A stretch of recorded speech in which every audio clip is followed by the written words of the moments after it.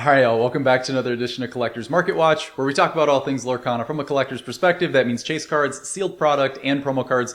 And y'all, we have a surprising bit of new news that has just dropped as it pertains to Whispers in the Well. A couple of huge leaks have dropped from a card perspective. We're going to dive right into that immediately and so much more. But y'all, before we do that, you know the drill. It means so much to us if you'd consider scrolling down and smashing that subscribe button.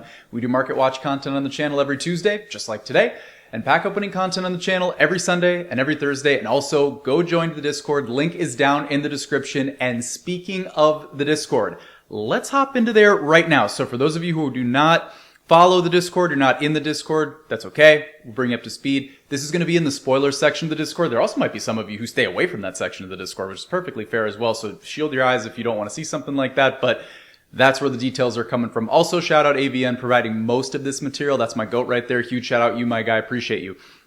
So here's what we have from a starting perspective with some of the cards that have recently dropped for Whispers in the Well. Now, recently means like a couple weeks back. Like some of these cards here, like we go in here, we see like, like cards like Simba, and we see like Judy and some different cards like that have also dropped. Again, these are things that we have seen, whether it be like Lorcana Play or some other websites shouting these things out. Also, like from a starter deck perspective, like Simba's on the side of it, things like that, like little hints, little details that we can derive information. From that perspective, we can find out some of this information. This is just the place setter, the table setter. What I will say for a call out here, and I don't know that we've really talked about this before, but obviously the Whispers are going to be like the kind of the new big thing when we talk about like a new specific archetype. This like little like border picture around the like non-alt art variant of the card, like the normal variant of the card, like you look at Simba there from an example. Artwork looks absolutely fantastic, and that border is a really cool looking thing. I think it could be big things. I have no idea what it means for the actual gameplay perspective. I've tried to do some reading on it, but at the same time, I know that there's going to be certain mechanics from like with boost and certain things like that, like putting cards under something. Like I don't know. Clearly, this is going to be like a very clear new mechanic that they're going to try and push forward with the game, add a new specific layer to the game. I don't want to get too much in the weeds, but I think about Yu-Gi-Oh! I think of like things like synchro summoning, Xyz summoning, like all those like different new mechanics as the game kind of took on that evolution. You start to see like more layers into the game. This feels like another layer for the game. And that's super exciting if you are a game player. Super excited for you on that side of things, but obviously we'll keep it more on the collector side of things. Speaking of the collector side of things, these are going to be the cards that have recently dropped. And I believe this is courtesy of at least most of these are courtesy of Amazon.com. I think that in some, you can go into their section, like order some product. Although I don't know if that post is still up. Someone let me know in the comments if that is still up, but at least I'm seeing in there that it did come from Amazon.com from at least these specific cards in here, which just as a call out, we do have, I believe, our first epic call out, which is going to be the Horned King here, which cool looking artwork.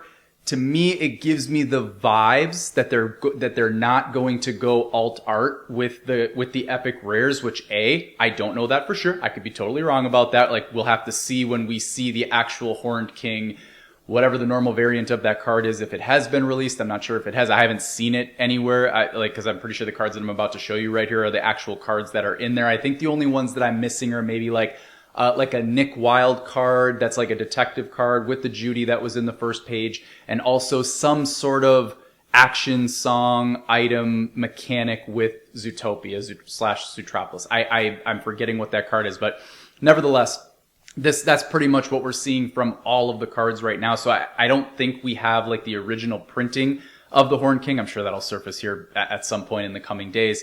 But yeah, I mean, honestly, this artwork gives me the vibes that like this is just going to be slapped on a common, uncommon, rare, super rare, legendary variant of a card, which is perfectly fine. There's plenty of time to write that ship as we get into Winter Spell and other sets to come. And hey, if it is a different artwork, that would be absolutely awesome. First legendary printing here we see, which I believe is Gargoyles, which is a pretty cool shout out. You know that they're going to lean into Gargoyles. Obviously, that one of, I believe it's this character who's going to be on the pack art. To be honest, I haven't really watched much Gargoyles. I welcome all comers, all kinds from all of the different IPs under the Disney blanket, but just never was a huge Gargoyles fan. So like, I'm not going to pretend as though I understand and know those characters. But It will be cool that new IPs are coming into the fold, and obviously as we get into Winterspell and then Pixar, where Toy Story will come into the fold, that is super exciting as well. However, this is the huge bit of news. It seems as though we have our iconics for Whispers in the Well. Now, before I dive into my thoughts on this, I do want to give a shout out here, and like there was some serious discussion in the court about this, and like I was like right there on the sidelines, like kind of mentally working through this as well. Like this right here, like, are you seeing this? Like it kind of looks like they're Enchanteds, and there were a lot of y'all in the court who were saying that they're Enchanteds, and at first glance, I very much thought that as well. I'm kind of like, that's the Enchanted rarity symbol. Like, it absolutely is. However, the more I look, first of all, like, there have been, it isn't technically like Disney Lorcana, like Ravensburger. There's no like official, like, it's not on the website. It's not on the official website. It's, it's courtesy of Amazon, and then it's getting filtered through different sources of like social medias and Reddits and, YouTubes and all these other, all the other all the other social media spheres. So it's not coming from the direct source, but the more that I look at this logo, the more that I will call out, and once again, shout out AVN, did a nice job of calling this out in the court. He literally, literally put a specific, like, rarity symbol right here to call this out. Honestly, I never realized how much the iconic and the enchanted look so similar. Like, if you look at when you look at the rarity symbols, like when you look at them like just plastered on like a poster or something like that side by side, right? Like you look at the iconic and the enchanted, you're like, yeah, it's so blatantly obvious like which one is which, am I right? But you look at them on a card, it is really hard to decipher, especially in a digitally printed like image of the card. I think if you look at them in real life, I think the enchanteds look very metallic-y, very silvery, right? And then the iconics have a little bit of like color shimmer on them. Not saying the enchanteds don't, but honestly, I just think it's very difficult to tell, like with a specific digital image of the two. So very interesting to see that. But nevertheless, let's digress and let's actually unpack this here for a second, because this is extremely interesting. First of all, a couple of different things we want to call out here. They are leaning heavy into the Whisper archetype by assuming these are the iconics, which I am going to go off of that until proven otherwise, because that's what we have to go on, and it's universally agreed upon that that's what's going on right now. So assuming that that's the case, it is pretty wild that they are leaning into a Whisper iconic right off the bat. That is high praise and a high shout out for a new archetype that, I mean, honestly, like I would assume that they're going to make it work within the game. Like they are going to bring it into the game respectfully, conservatively, and like, they're going to make it a thing. They're not going to be like, oh, we tried it and it didn't work. I'm sure that this will actually be a thing going forward. But like on that off chance that there is backlash of like, like the game playing community doesn't really like that, it will be interesting to just, see how that goes. I'm sure it's going to be good. I'm sure it's going to be fine. I think anytime you make a game more diverse, there's always positives to take from it. But it is interesting that they're going to roll with an iconic Whisper right away. Beautiful aerial here, right there, right there. And then going with Hades, interesting combination. That brings me to my second point, which is it looks as though they are not going to lean directly into sort of the tag team, like, duo combos of like, like if you did like Simba and Nala, or if you did like Lady and the Tramp, right? Like they're not leaning into that like specific duos, which is interesting that they're not doing that right away. That's my first thought. Second thought is, hey, it does free them up to give them more flexibility to be able to do really whatever they want with the two character combos. And then the third thing that it makes me think is it just makes the Mickey and Minnie even more legit. It makes them even more awesome when you think about that combination. That's the first ever iconic combination. Honestly, it just grows the Legend of Fable to me. All it does is just hype Fable even more, because I am excited about what I see here. Anytime I see new shiny cardboard of like amazing characters that feed my nostalgia, I'm all about it, and I am excited to get in here and collect these cards and try and pull these cards for y'all. But at the same time, it's just such a strange combination for the second ever swing at the iconic rarity. They've done a fantastic job with it. They've done a fantastic job resetting the rarities. I have no like massive issue with this at all. It's just interesting. And I'm not saying interesting like, I don't know about that. No, it's fine. I can totally get behind this. I like it. We're leaning into the Whisper. That Aerial's absolutely beautiful. The Hades is cool. I mean, honestly, it's like I'd be absolutely shocked if the Aerial's not the main chase. But no, I mean, like I can totally get behind this. It looks really good. It's also then leads me to my last point, which is very interesting marketing tactic, assuming once again that this is legit, which we're going to like at time of this recording, we're going to go off of that this is real, because I mean, this would be one heck of a fake if that's what this was. That being said, it is fascinating to me that they're rolling with releasing the artwork of the Iconics without having any enchanteds on the board. That's that's fascinating to me.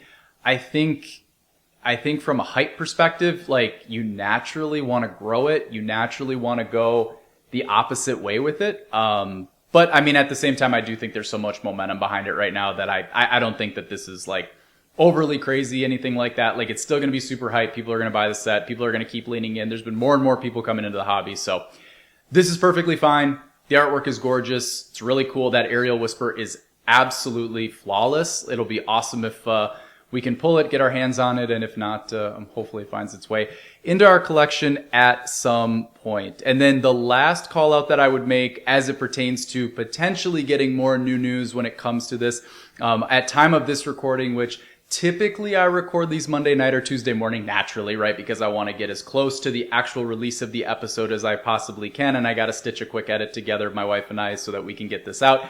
But this was released here, a few hours ago, because I am doing it Monday night. Looks like we're about to get more updates. Honestly, wouldn't surprise me if it comes out Wednesday. I feel like they do enjoy doing Wednesday updates. I feel like, since in the last like couple of years, I feel like a lot of big time updates have happened Wednesday. They do a lot of Twitch stream updates on Wednesdays, things like that. And honestly, I'm just trying to see here. Sounds like, make sure to stay tuned. So there's not like any actual date on it. Honestly, if I read a little bit more, maybe there's an actual date underneath it. Maybe people are chopping it up in the comments and they know what day it is. Like where I stand right now, I don't know. I would assume it's going to be Wednesday, and I'm going to assume that we're going to get some new updates as it pertains to Whispers, and that'll be sick. So I'm sure we'll be right back here a week from now chopping it up about all that stuff, and that'll be super cool. So that's where we're at on the Whispers front. Super exciting with the two Iconics. Like I said, I'm all for them leaning into the Whisper vibe. Shocked that they gave us those two cards this early on, but hey, it gives us more reason to chatter, and I'm sure that that's exactly what they want, and we're going to give it to them. So very cool there. They're doing great things. We love to see it. Let's slide into the actual market real quick. I do want to talk about a couple of things from a Fabled perspective, also stuff that's being bought up, a couple promos, then we'll hop out of here. The first thing I want to talk about is basically any enchanted right now that is from Fabled that is leaning into the meta. I'm thinking like anything like Sapphire, Steel, Amethyst. Honestly, like the more I've thought about this, the more I would call out that right now, from a meta enchanted perspective, everything is probably sagging just a touch right now. And really, that's because the most recent data point that we have to go off to is Bologna, right? And at least to my understanding, as I looked back at it, in the top 8, like Blurple, which is like the absolute like heavy hammer in the meta, yes, it won it, right? GG's.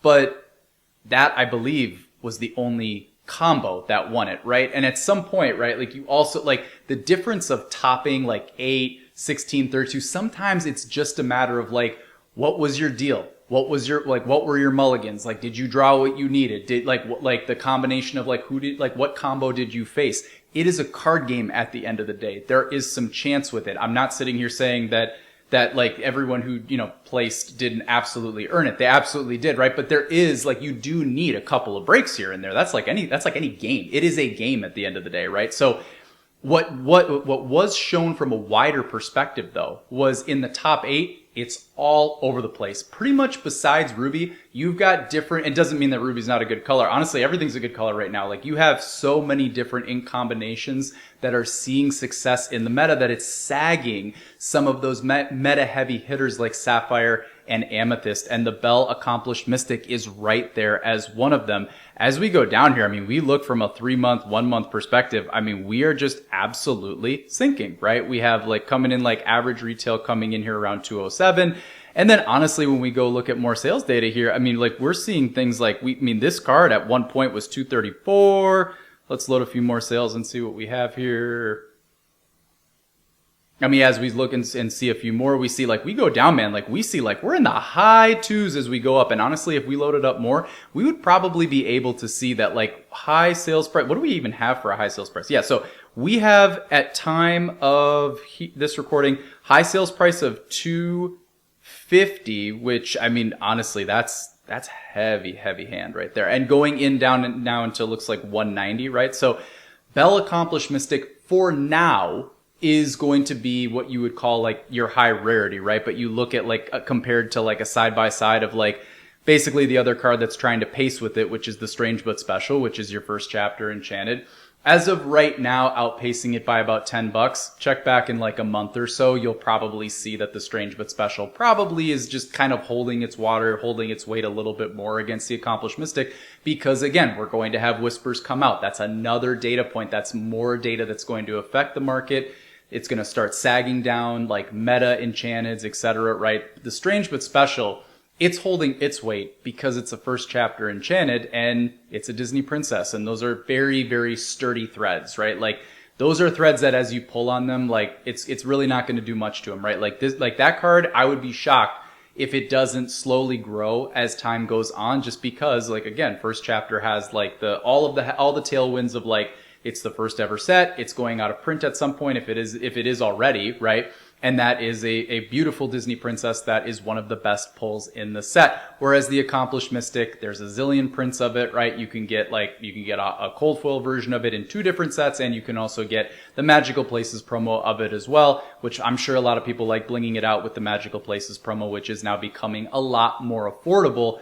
And so again, Accomplished Mystic, absolutely sick artwork. It's going to be a very, very high enchanted until such a time where it comes out of rotation. But over time, this is your money card right here. Over time, from a collector's perspective, the Strange But Special is your money card. Okay, so looking at the Bell and going into now, like going away from enchanted, starting to look at some certain like promos and starting to talk about a couple of things.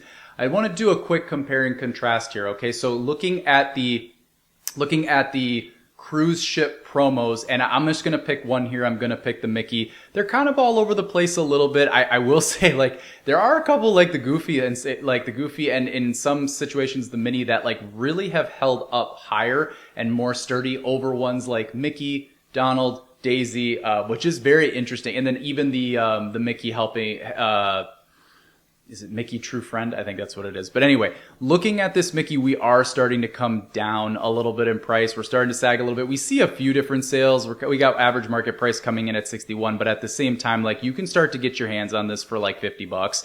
And honestly, what this tells us is like there was a time, right, where like the market started with all of these cards at $100, right? Like I remember like, and I knew that this would happen. It's kind of just what we would call like a hedging of your bet, right? So the Donald and the Daisy, grabbed them each for like around $100. I have no doubt. I haven't looked at them. I only looked at the Mickey and I looked at the Goofy just because I was curious, but I'm sure that they have all sagged in price since then. And that is like absolutely not optimal timing on those cards. At the same time though, because it was such an early product, what we say to ourselves there is let's grab a couple of them, not all of them, because that sets you up for just a gigantic L, because if they all sag in price, you know, you're getting the whole set at a time where you're just FOMOing in. However, if they didn't continue to print them, unlikely but possible, at least you have a head start as all of them start to skyrocket in price. At least you have a good entry point on a couple of them. Now, I figured that the former would be the case, not the latter. So I grabbed, I think there's 6 of them, right? I grabbed a third of them, right? And then 2/3 like we wait on, and like now we'll start to find our entry point. Honestly, this card at $50, because this is a card that is going to continue to more than likely be printed, because as more cruises happen, I'm sure like why would you not have those readily available? Like especially if the hobby's healthy, it's going to continue, there's a lot of momentum behind it. why would you not continue that process?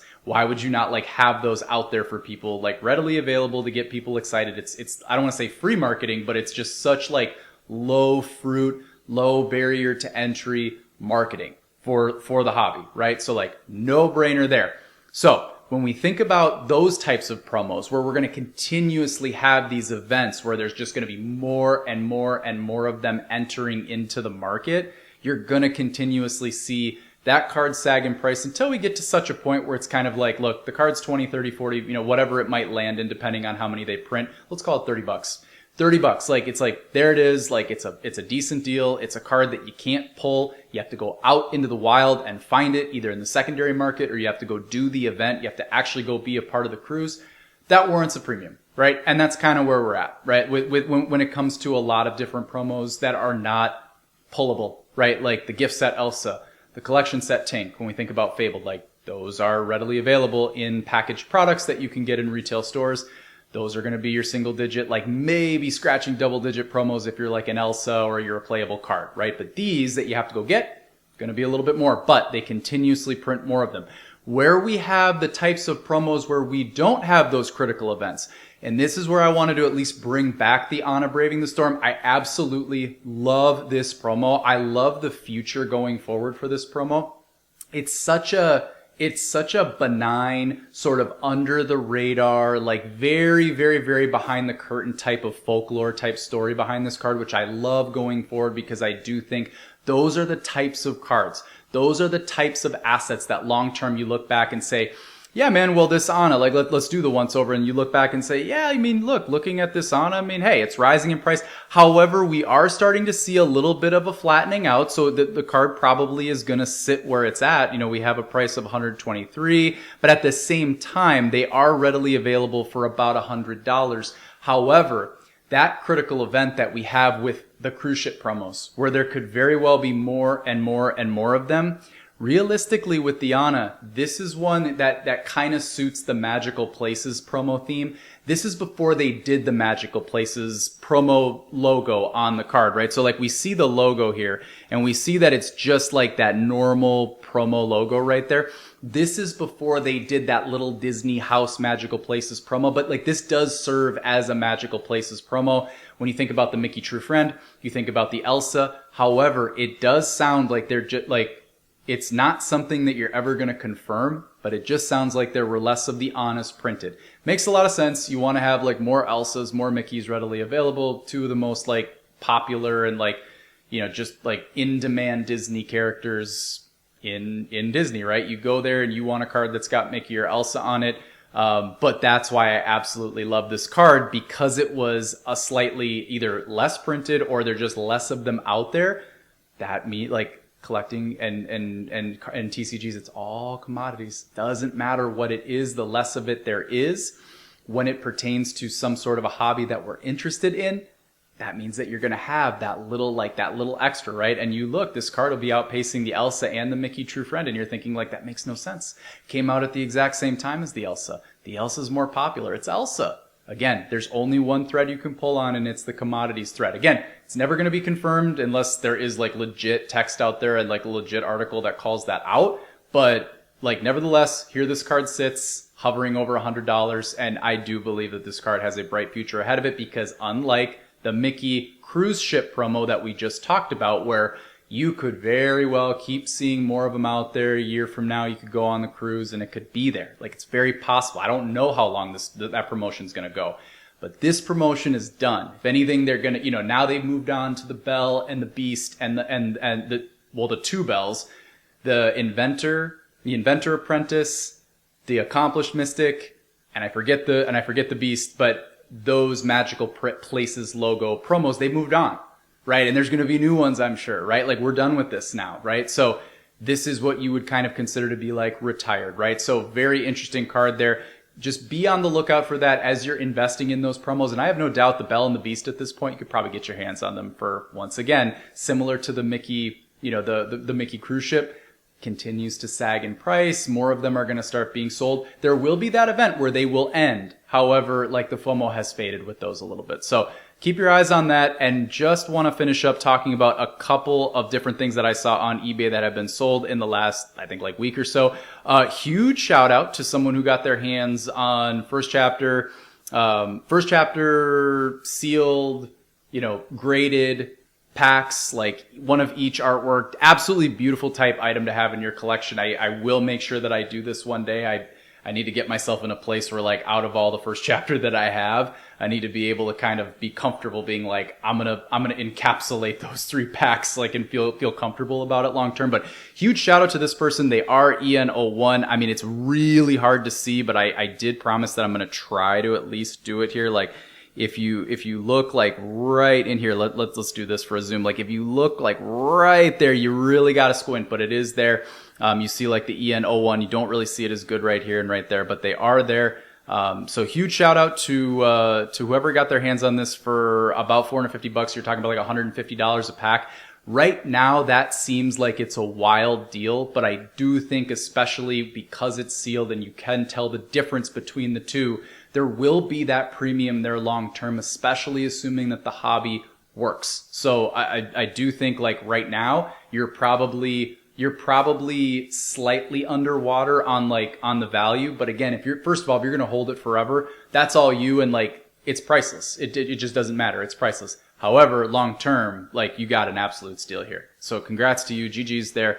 Other thing I want to call out as we scroll down and look here, the second iteration of the D23 promos going for about $200 now. Like, man, if you have one of these and you held on to these, like, I do think we're hitting a point where it's like, hopefully the ones that are out there are done. Like, this is the kind of product that they printed an absolute oblivion of. Like, there's so many of them. However, like all things, when you give things long enough time, like years, right? And it hasn't been years yet. It's only been, what, a year and a half, maybe?